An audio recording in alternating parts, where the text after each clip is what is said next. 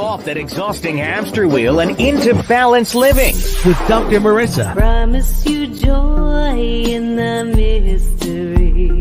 Dr. Marissa, also known as the Asian Oprah. Her mission, to be a beneficial presence on the planet. Her purpose, to be your personal advocate to live, laugh, love, learn. Her life motto, don't die wondering. Take back your life with Dr. Marissa Pay.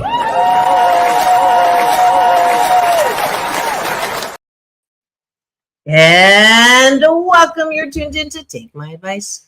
I'm not using it. Get balanced with Dr. Marissa, the morning show here on NBC News, CNBC News, and NBC Sports Radio Station, KCAA, AM 1050, FM 106.5, and streaming everywhere. iHeartRadio, Spotify, Stitcher, iTunes, TuneIn, Audible, Amazon Music, Tiki Live, Rumble, Podchaser, Spreaker, Streaker, and more. Why so many places? Because I want to maximize my splatter zone for more hope and happiness. So there's no gossip, no scandal, and no K words on this show. No Kanye talk, formerly or now. Instead, I want you to focus on your own reality show and how you can be happy 88% of the time. So I have topics and guests to that end and special series. And it is Monday. Yep, it is time for Mental Health Matters Mondays. My weekly series on Monday. It's pretty much the only show where I don't have someone in studio with me, and I'm just kind of like to keep one show where I can, give you a piece of my mind, PEACE, because that's what I'm all about. And I am so grateful to have this platform for the last, I forgot to put it on here, 647 consecutive weeks. Can you believe that? So I am so grateful that you're still here. They said I wouldn't last for more than a year, but 12 and a half years later, I'm still here. And thanks to you for that. And I'm going to put a little something on right now that will sort of prime us for what you're going to be listening to and thinking about, because it is all about your mental health matters. And a lot of us are tuned into that topic, and I'm grateful to my honorable moniker, Oprah, for having that as a very okay topic to talk about. But a lot of us are also reaching for things that aren't good for us in the long run to soothe our mental health. And so my BS, my Kool-Aid, my belief systems are all about how you can be responsible for your own mental health. So that's what we're talking about today. And in particular, I wanted to talk about regrets, shame, past. Are you regretting something and that is getting in the way of your happiness? That sort of leads into more heaviness, which leads into more, doom, gloom, and then life sucks. So we're going to look at that whole concept of regret and shame. So keep it tuned here. I'm going to take a quick break to thank our sponsors for today's show, and then I'll be right back. So don't go away. We'll have our breakfast sandwich, taking a bite of my gratitude sandwich, which certainly helps us get into the mood for today's topic, which is got regret, got shame, got happiness. We'll be right back. Don't go away. I'll be back in 2 and 2.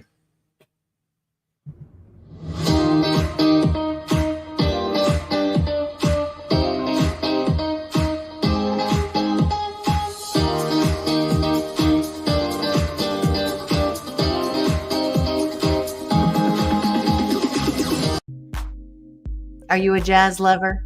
Do you love Catalina Island? Well, it's time for the 37th Catalina Island Jazz Tracks Festival. 2 weekends in October 10th through 13th and 17th through 20th. And Dr. Marissa will be reporting live there. You know me as the Asian Oprah, and you know me as a jazz lover with plenty of jazz musicians on my show. If you would like free tickets and passes, to keep it tuned to Take my advice. I'm not using it. Get balanced with Dr. Marissa, the morning show on KCAA, AM 1050, FM 106.5, NBC News Radio, home to the Asian Oprah, the station that leaves no listener behind. And you'll get a chance to win the tickets. Or if you just like to get some, go to www.jazztracks.com.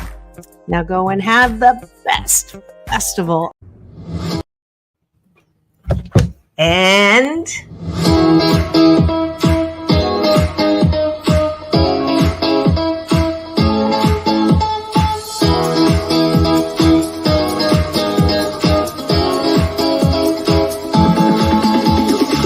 Take back your life with Dr. Marissa Pay. And we're back. You're tuned in to Take My Advice. I'm not using it. Get balanced with Dr. Marissa, the morning show on KCAA, NBC News Radio, home to the Asian Oprah, streaming everywhere. And I hope you are watching and listening right now on my YouTube TV channel. Those of you who are driving, do not put anything in the chat. But if you're not, I would love to get the interaction today. I come live to you every single weekday morning, and I just love starting my day this way, especially when we take a bite of my gratitude sandwich. What is that? It's a good life habit, a hashtag blisscipline, where you force yourself to not be lazy and not just react to whatever's on the radar, on your social, on your sometimes gossipy not so smartphone, when you're doing MS scrolling, meaningless scrolling. Instead, I want you to focus on what you are grateful for in life and what you appreciate about yourself. And it's a hashtag blisscipline that I've been doing for over 2 years on the air, on camera. Lots of people are loving me for that, and I appreciate that. So let's just go ahead and get started. What are you grateful for? Top of the bun.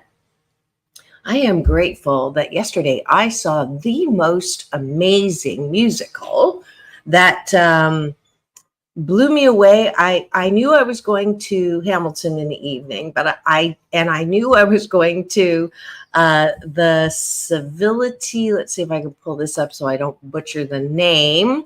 It was at the Colony Theater. You know, my Thursday co-host, James Hawthorne. And he was giving away a pair of tickets from the Colony Theater to this show, courtesy of the production. And as a result of that, I got to go to check it out. The winner actually canceled out. So he said, come on in. And I sat. I had no idea what the show was about. And I do that on purpose. I don't know what movies are about. The best movies I've seen is when I had no idea what the plot was, didn't read the log line, nothing.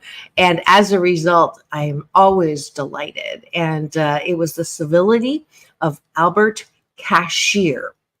And I didn't know that at the end of the show that it was actually based on a real story. And you know, I love seeing things that are real, stories that are based on real life. And I'm just going to pop this up here. I did it last week for the ticket giveaway, but I just want to give some props to all the people that were part of this production. First of all, the writer, Jay Duratani, I think I'm saying that right. We're going to have him on a Thursday with James. And then I was stunned because the whole 10 years ago, she was on my show. And excuse me, I knew she looked familiar, but I had no idea that Danny, who's on the cover here, was actually on my show with Chris Schrader. I mistook her, how I remembered her, it was from a long time ago, from 10 years ago, as being meeting her at Agape. But it turns out she was actually on my show, and I got to interview her with Chris. And Chris, you may remember, was someone who actually went through my life balance, happiness coaching process on the air, getting over some abuse from a priest, and going through the healing and then the getting that sense of holding people responsible. And you'll just have to look for that series to listen and watch. But that's when I met Danny. They're friends, and she came to talk about her own healing. And go get that on my YouTube channel, free subscribe, and you'll get her. But we're going to have her on the show, either on with James or my Tuesday Talent series. She obviously is doing really well as she continues. She has a beautiful voice. She's a singer-songwriter.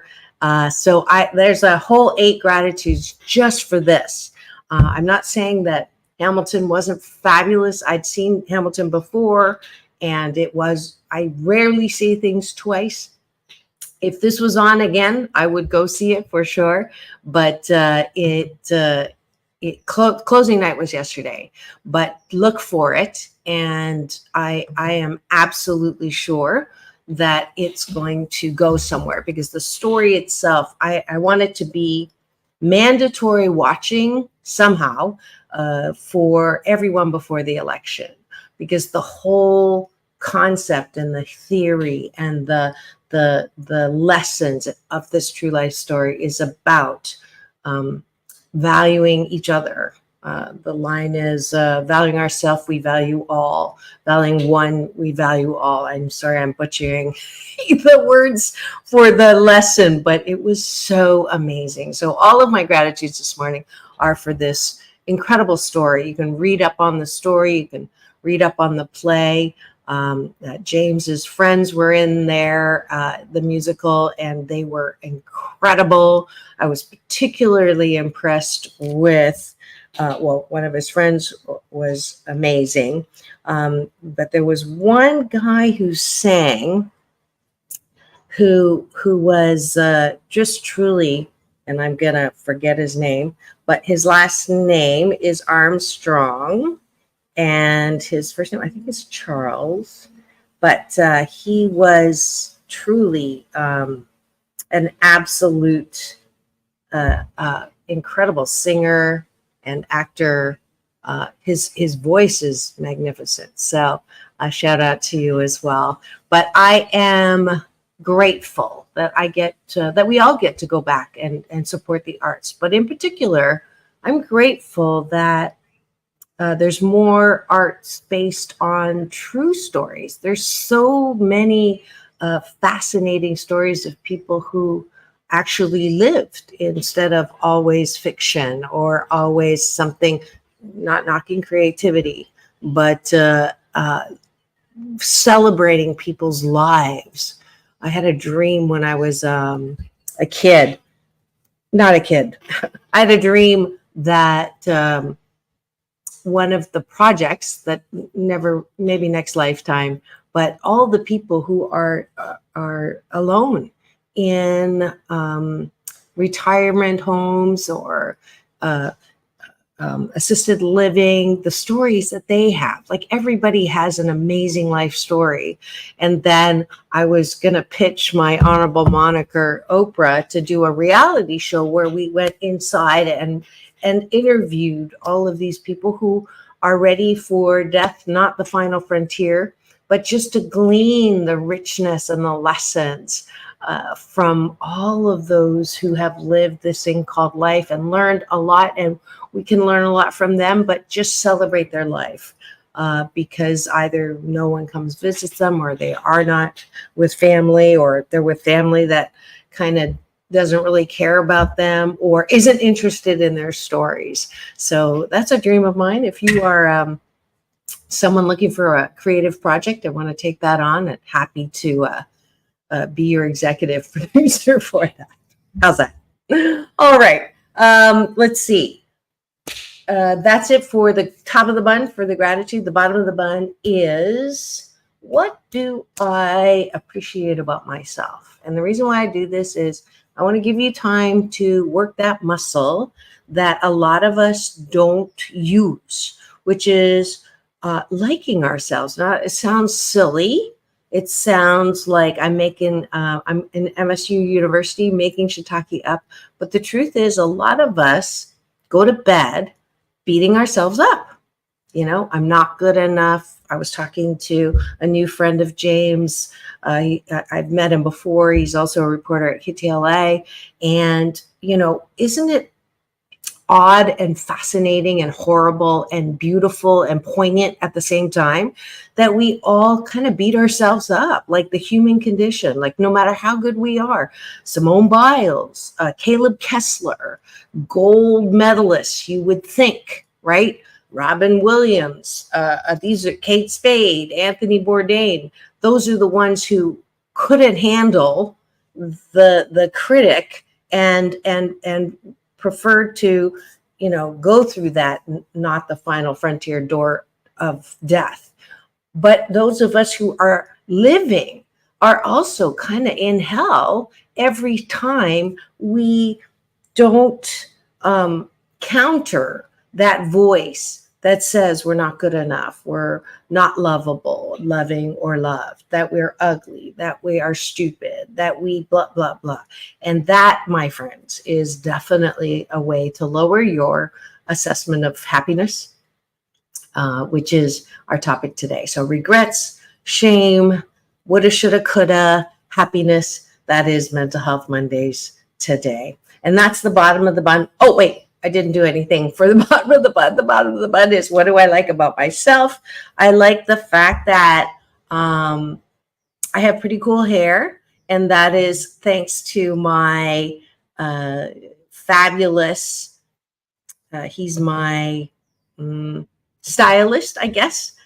He's responsible for my hair on the cover of this book, which, by the way, is going to be the Asian Oprah giveaway today, because it is Mental Health Mondays. If you are not as happy as you want to be, then this is my self-help book on steroids that I offer every Monday, a free audiobook giveaway. So just go to drmarissa.life, and that way you'll get that book, audiobook. Okay, so I like that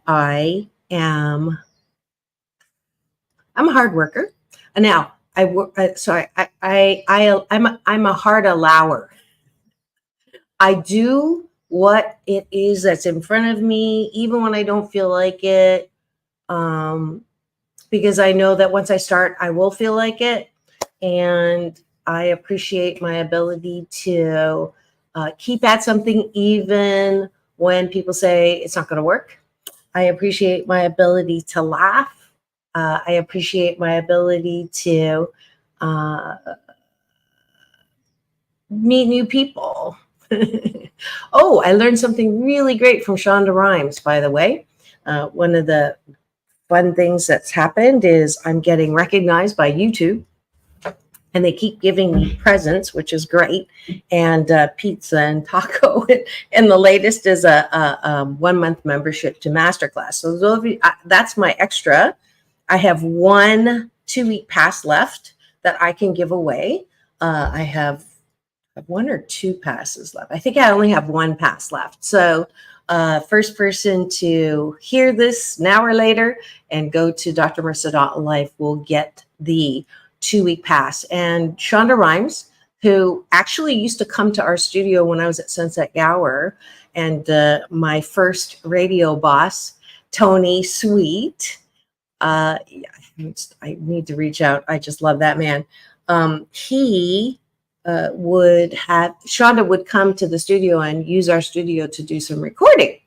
And then she ended up buying the entire building. And I listened to her masterclass, and she said something that just struck me as, the bottom of the bun. If I can master this, then I will have made a huge inroad against not pushing against, but replacing those self-critical, self-beating up voices that take away from my happiness. And her expression, or her example, her experience, what she attributes to some of her success is, walk into a room like you belong there. And she went to Dartmouth, so she had a lot of experience walking into rooms where there were no women or no women of color or people of color for that matter. And so she got practiced at no matter who was in the room, she walked in and made herself feel like she was supposed to be there or belonged there. So it stopped me in my tracks, and I thought to myself, how many times do I walk into a new situation and immediately feel a little bit uncomfortable because I'm wondering, do they like me? Do they think I should be here? Who do I think I am? Oh my gosh, who are they? And that self-talk can absolutely take my happiness factor down, take my success down, because I'm worried about what people think of me and I don't feel like I belong in that room. And she said one of the reasons why she has been able to do what she very successful woman of color is that she's a very successful person. Let me start with that. I can't stand it when people say you're a beautiful Asian woman. I just would prefer to be a beautiful. I know that sounds horrible, but it is one of those weird, you don't mean it in a negative way, but it's like, can we not separate out? And I'll balance that by, it's true I am Asian. It is true I am a woman. But oftentimes, because we have grown up separating out what normal is, that we unintentionally bias people, we unintentionally exclude people. So that's the language. I know this sounds like a tangent, but I promise there is a reason. In 1974 was the first time in newscasts where they stopped saying they would say a black male 30 broke into or stole or whatever, but they would not say if it was a white male, they wouldn't say a white male. And that unintentionally, again, can bias and lead to that discrimination, prejudice, racism. And so in 1974, that changed so that if you're going to use it for one, you have to use it for all. Something like that. I may be getting the details mixed up, but I just thought that was a really interesting thing that happened, and also how we unintentionally put people down. So Shonda said, when I walk in a room, I act, feel, and if she says, and even when she doesn't feel like it, she fakes it until she feels like it, that she belongs in that room. And I think that is a great tool I'm going to borrow from her for today's Mental Health Matters Mondays, is that underlying belief that you don't have value. If you feel like you don't have value, then of course you don't feel like you belong in whatever situation you're in, or that whatever, that's the sabotage guy. We talked about that a couple of weeks ago on Monday.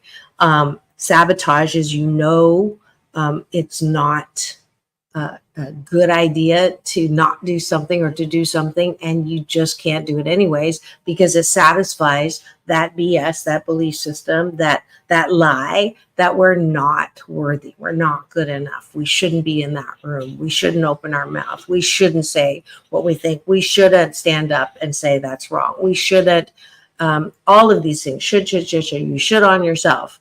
So I love that tool. In every situation that you're in, practice that this week. When you walk in a room, feel and act as if you belong there, especially when it's a new situation or intimidating situations.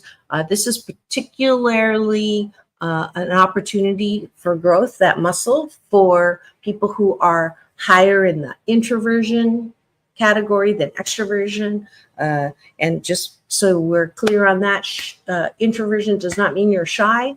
Introversion means you get energy from when you are by yourself. And when there's a lot of people around, it zaps your energy instead of gives you energy.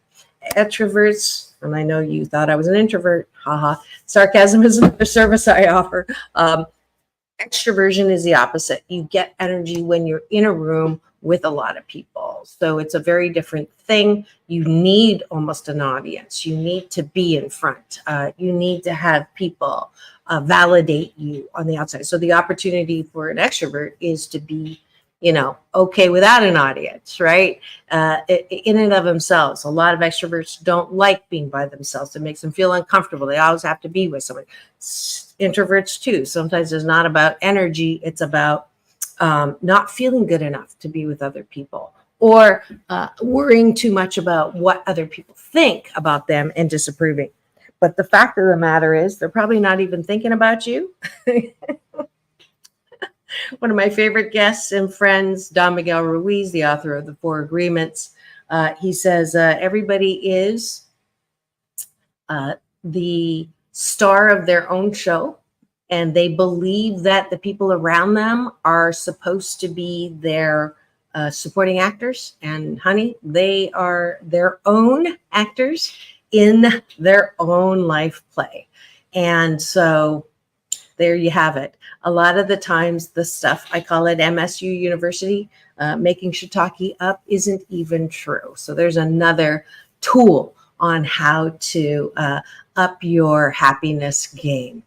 I have to give a little time for news and traffic right now, but don't go away. This is Take My Advice. I'm not using it. Get Balanced with Dr. Marissa, the morning show on KCAA, the station that leaves no listener behind, home to the Asian Oprah, 648 consecutive weeks now, and 1,235 podcast shows. So glad that you're here. We'll be right back after a little break for news and weather. Don't go away. We'll be back in 2 and 2. Chuck Woolery, or peace in, peace out, Dr. Marissa. Don't go away.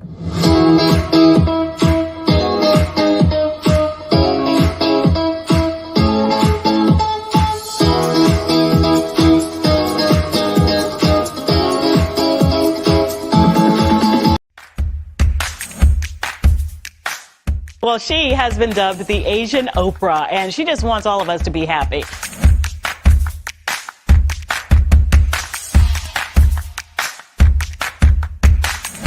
Dr. Marissa, aka the Asian Oprah, says the most important thing you can choose is choosing to be happy. You are tuned into my weekly talk radio TV show called Take My Advice. I'm not using it. Get Balanced with Dr. Marissa.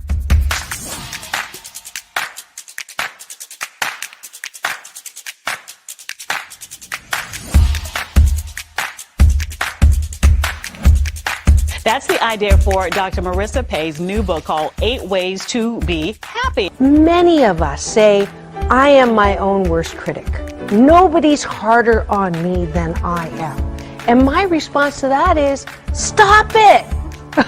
Why are you doing that to yourself?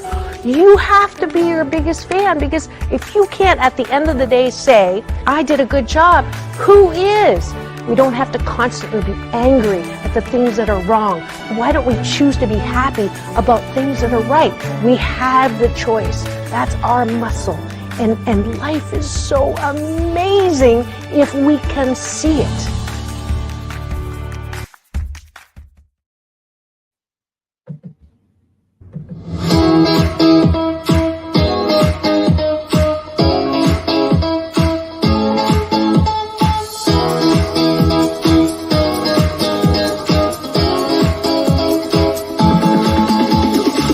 Take back your life with Dr. Marissa Pay. And welcome back. You're tuned in to Take My Advice. I'm not using it. Get Balanced with Dr. Marissa, the morning show here on KCAA AM 1050 FM 106.5. NBC News Radio, home to the Asian Oprah, streaming everywhere. iHeartRadio, Spotify, Stitcher, and of course, my YouTube TV channel that houses all 1,235 podcast shows. But who's counting over the last 648 consecutive weeks? I am Dr. Marissa, and I'm your hashtag positively opinionated host, producer of this show about hope and happiness.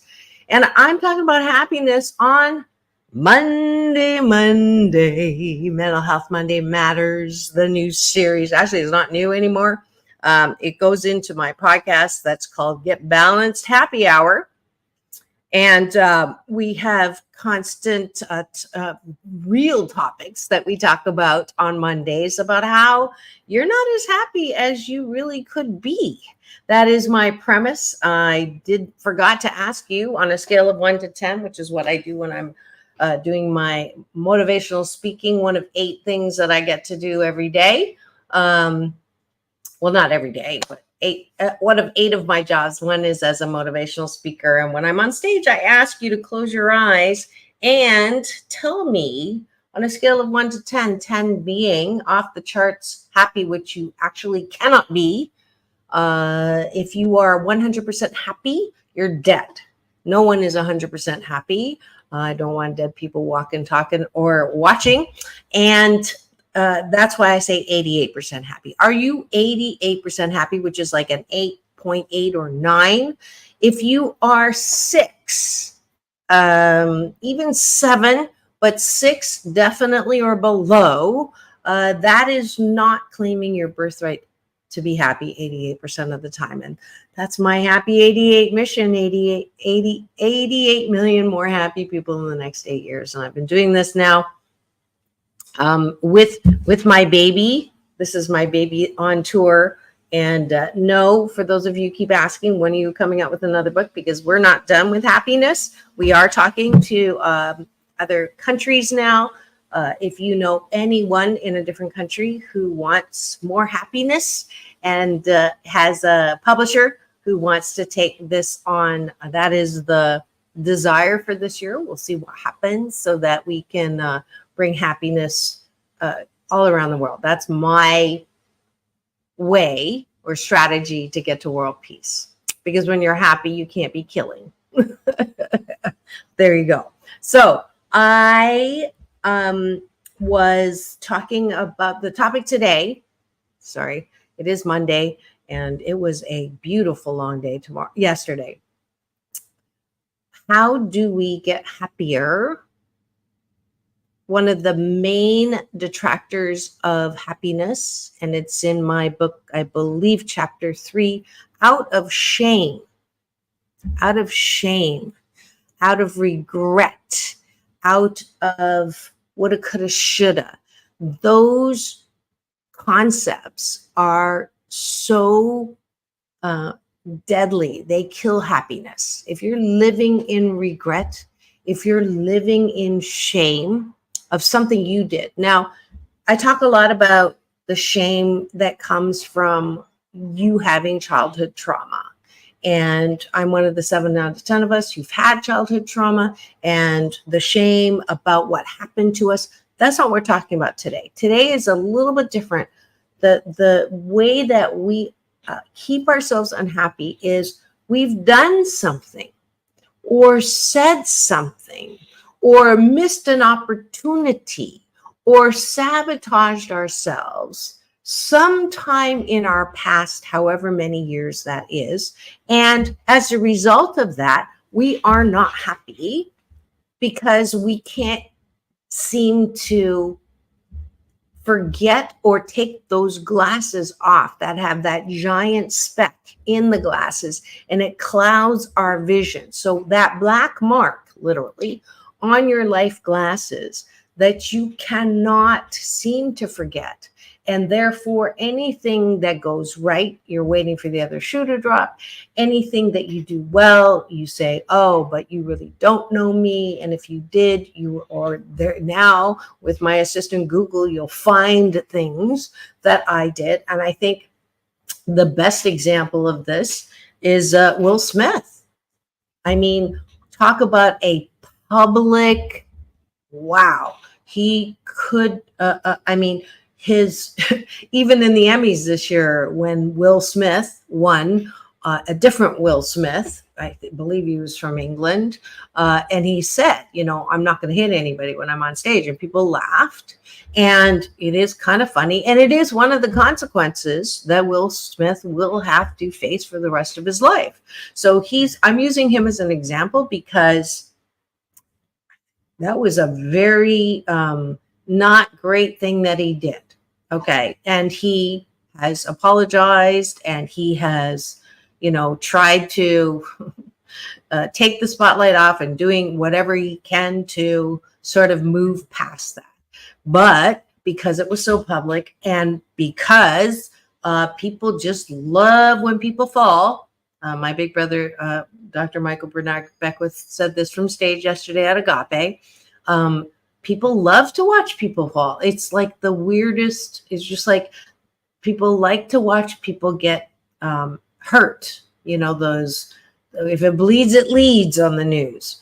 And it's such a interesting and not great part of our human condition, but it exists. But I'm going to use Will Smith as an example of, you do something that you regret, you do something that you are humiliated about, you do something that is you know, such a regret.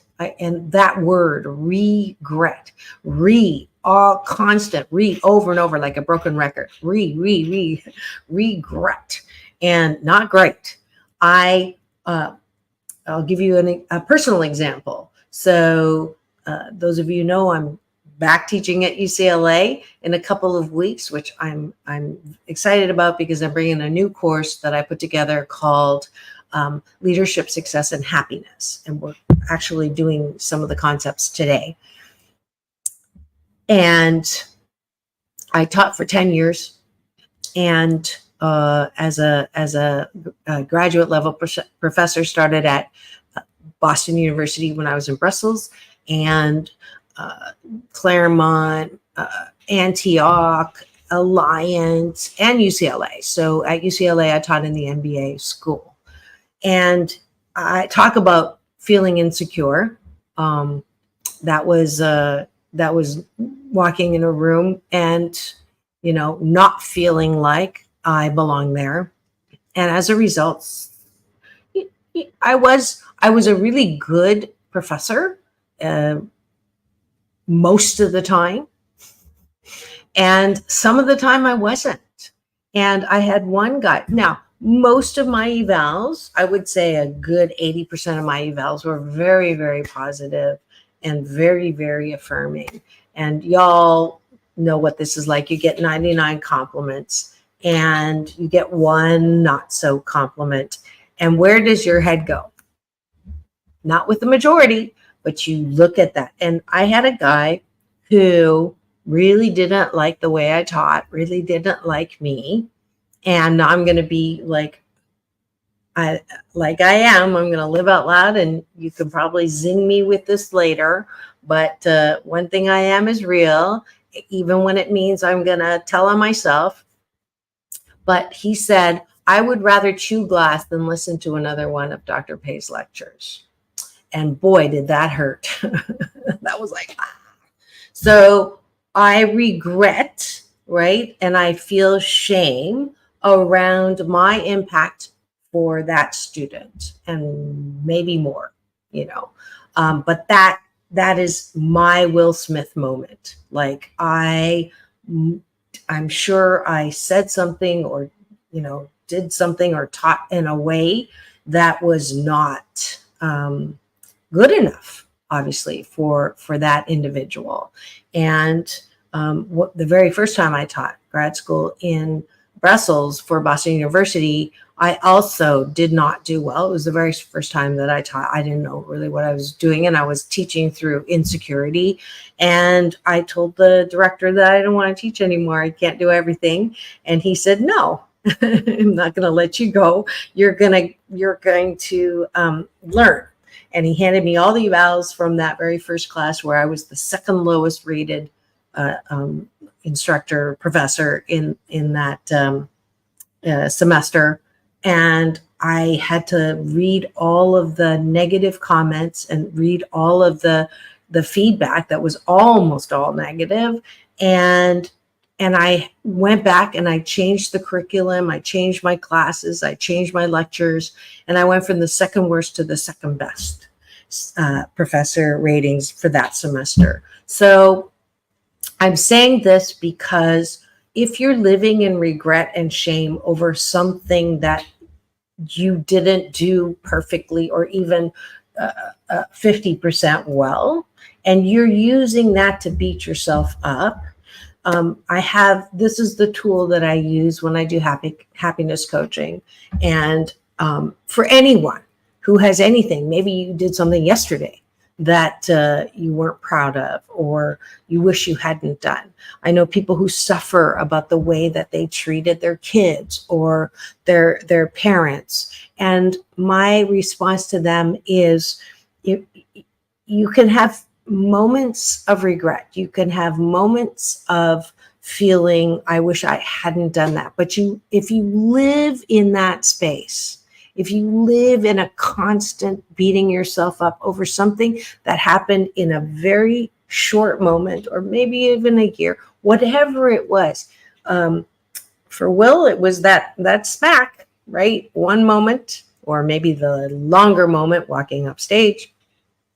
For me, it was when I was teaching. So there's a part of me, I retired from teaching thinking that I had finished. But when this opportunity came up to teach a course that I think should be taught in all business schools, any school that deals with humans and our ability to help and hurt ourselves, personal mastery, professional mastery. I also, remembered that insult from that MBA student. And all of what happened to us that we didn't want to have happen, that was of our own making, has that chiseling purpose. So you learn particularly strongly when it is painful, but it's not a punishment. And this is what I wanted to talk about today, that a lot of us live with this almost self-flagellation, thinking that if we beat ourselves up enough, that somehow, those, I was talking, who was I talking to yesterday about this, that the sect, that religion where, you hurt yourself, you literally beat yourself up in order to become cleansed. That's bullshit talkie. I'm just going to put that down right now. If that works for you, great. But for most people, criticizing yourself, beating yourself up, putting yourself down, loathing yourself, being that guilty, remorseful, regretful is not good for you. It's not what we're supposed to do. So here's the tool.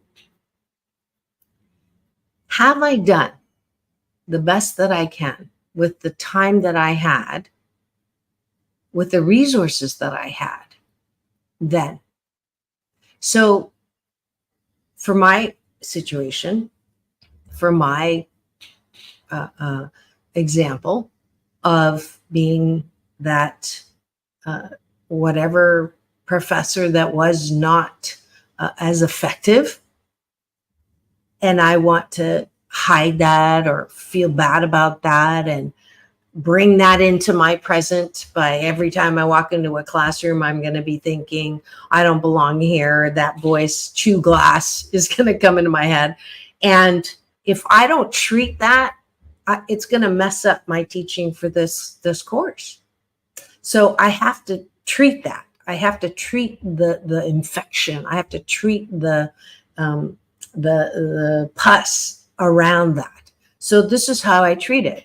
I say then, right? Everybody does the very best that they can with the time that they have and the resources they have then. So if you did something that you wish you hadn't 5 years ago, 1 year ago, 10 years ago, 30 years ago, and it keeps playing in your head, I want you to love yourself enough to coach yourself and say, you know what? I didn't know better then. I really didn't.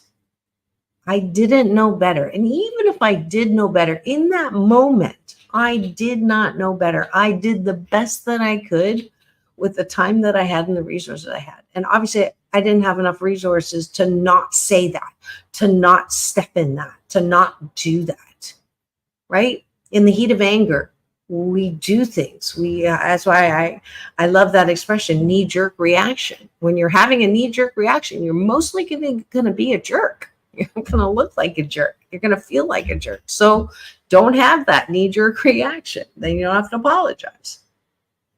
Same thing. If you do have a knee-jerk reaction, at that moment, it was the best that you could do. It wasn't great. We can all agree it wasn't great. Will can agree it wasn't great. I can agree. Teaching, not feeling like I'm good enough was not a great thing.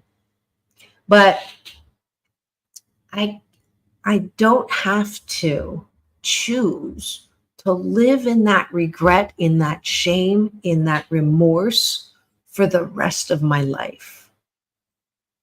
And if you are, no wonder you're a 6 out of 10 happiness, 5 out of 10, 4 out of 10, 2 out of 10. Remorse and regret are huge detractors to your ability to claim your birthright, to be happy 88% of the time. And that, my friends, is the bottom line moose on the table drop. This is my talking about the elephant in the room is because I'm Canadian. I talk about putting the moose on the table. So I just put that moose on the table, and I'm going to moose drop because I think that if you are going to drink my Kool-Aid today and look at that one thing, just sit with that one thing that you have been beating yourself up about for however many years, or maybe you said it yesterday, and now this is going to add to all the things that you wish you hadn't done, and it becomes that giant rubber band ball. You see those, right? It's like, and what good is that? It looks kind of cool, but what utility is that? Right? I don't talk about right, wrong so much. I'm trying to shift it to, is it useful or not? Is it useful for you to beat yourself up over and over and over again about something that you did, said, didn't say, didn't do in the past that you think is going to be a stain for the rest of your life? Your choice. There's hard ones. I'm gonna give you a really tough one, and I actually know her, and she, in her vehicle, she wasn't. Actually, I know of cases where they were drunk, but in this particular case, she wasn't, and the child ran in front. And even though it wasn't her fault, the vehicle, the child died. And she came to me and said, I just cannot live because I can't get that out of my head. And we went through why, and she feels responsible, even though she's been cleared all the investigation. She's not responsible. There was no way that she could have prevented that. And so the coaching, if you're in that situation or a similar situation, the coaching is this: you did the best that you could at that exact moment. And at that exact moment, that was what was supposed to happen. And here's where the rubber meets the road on mental health, is that sometimes we think that whatever happens is something that is being used to punish us, something that is being used to teach us a lesson, something that has been used to keep us down. That's where conspiracy theory comes from. And sometimes bad things just happen because life is about things that happen that are not great. And that's the other tool, to believe that life is Cinderella, to believe that, well, even she didn't have it that great the first part of her life. But the expectation that nothing bad is supposed to happen to us of our own making is also a ridiculous BS, bullshit-talky belief system that keeps us unhappy. Because when bad things happen, we think either we did something wrong to deserve it, or we should have known better, or, woulda, shoulda, coulda. No. That's why they're called accidents. They don't happen because you made them happen. They just happen. And even if you did make something happen and you have regret around that, it's not helpful. It's helpful to feel regret, to charge yourself to make different choices in the future. It's a lesson. Gordon the Guided Missile. I think it was John Cleese who did this. He doesn't get it like full on. He doesn't get it the first time when you launch anything. You get told, move to the right, move to the left, move to up, go down. That's what life is. We're constantly getting feedback on course correct. So if something happened that you didn't like, or you got hurt, or someone else got hurt, and you are beating yourself up because you should have known better, no, at that time, you didn't know better. And it's not useful to continue to beat yourself up and say, I should have known better. I should have known better. I should have done better. I should have. And that shitting on yourself is robbing you of your birthright to happiness. We're not supposed to live in regret. We're not supposed to live in shame from something that we did. We're not supposed to be tainted for the rest of our lives.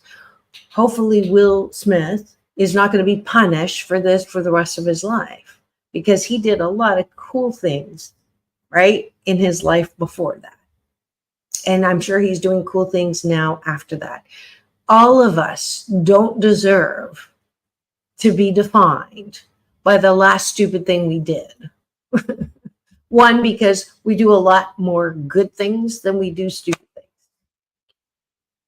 things. And now, if you do stupid things over and over and over again, like start a land war in Asia or spell rabbit with 3 X's, that's another story. That's the extreme. But for most of us, we do the best that we can. And when we fork up and there is a, oops, I did it again, or there is that moment of, well, that was not the brightest crayon in the box move. Okay. Don't beat yourself up. You learn from it, but don't beat yourself up. There's no point in living in that I shoulda, woulda, coulda, because it takes away from your happiness, which is your birthright. Does that make sense at all? I hope so. I have, I try to live this too myself. The funny thing is the name of the show, which came to me at 4:30 in the morning when I woke up with the idea of doing radio. It wasn't my idea. And the title, Take My Advice, I'm Not Using It, came to me. And it was funny then. It's still funny now to me. There is a small portion of the population, maybe like 2%, who doesn't get my humor with that title, but it's okay. Can't please them all. But I hope that today, if you are listening to this and you've identified the thing that you are regretful or feel shame around that you did, said, didn't say, didn't do, that you can let that go. You can literally, it's time here's another good analogy with the past and something in the past that I use in my coaching, which is you're in a pool and you're holding on to this end and you're constantly looking at the picture on the wall that has the detailed breakdown of the things that you wish you hadn't done or wish you hadn't said, and it's there. And the only way that you can have happiness and success is if you pry yourself and turn around. It's not saying that sometimes you're not going to look back there. I glance, right? Obviously, I'm thinking about that now that I brought it up to help y'all about that comment from UCLA MBA student. But I'm not going to think about this after the show, right? I hope, or I know how not to. I focus on other things. But your work is not to hunt down that person that insulted you, is not to beat yourself and flagellate yourself about what was done. Your work is to pry your fingers off of that focus so that you can swim to the other side.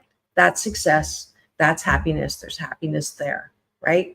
If you can, and there's happy memories on this end you can focus on instead of only seeing that.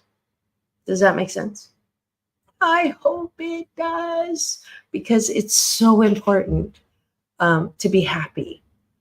It's so important to feel good about life. It's so important to know that you're one of a kind, wonderful, that you're wrapped in a warm blanket of worthiness, as Abraham Hicks says, if you allow it. And I want you to allow it. Thanks so much for joining me today. I'm so grateful that you are here. I'm happy that you were able to join me on this called Mental Health Mondays Matters. And I hope you stay tuned. Tomorrow, I have a special guest. My wonderful publicist friend, Harlan Ball, is providing me with someone who has all the past estate, if anyone is into the past TV icons and such, please do tune in tomorrow. And let's see if I can pull up the details. This is,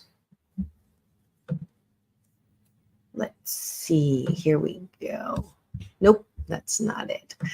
Wednesday is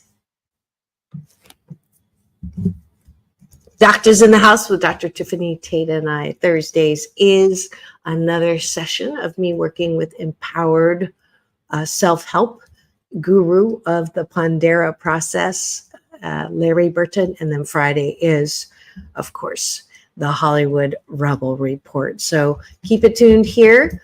Do not change the channel. I am absolutely happy that you are going to join me. And I finally pulled it up. He is, let's see, she is coming to talk about her godfather, Jerry Herman, and Jerry's Girls. He was the one who launched, really, Carol Channing, Angela Lansbury, Bernadette Peters, Pearl Bailey, Liza Minnelli, Rita Moreno, Ethel Merman, many, many more. They were known as Jerry's Girls. And this is the goddaughter who is going to come and share some of the memorabilia from Jerry Herman's estate. And he is in his crypt next to Hugh Hefner and Marilyn Monroe, and she'll be here. So we'll be showing lots of pictures. We'll just, so if you can get to your computer instead of just staying on AM, FM channel, then please do that. That's tomorrow's show. And that's it for today. Thanks for tuning in to Take My Advice. I'm Not Using It. Get Balanced with Dr. Marissa, the morning show on KCAA, the station that leaves no listener behind. Now go and have the best day. Oh, thank you, Edith, on LinkedIn for your beautiful comment. Have the best day ever. We'll see you tomorrow. I love my life.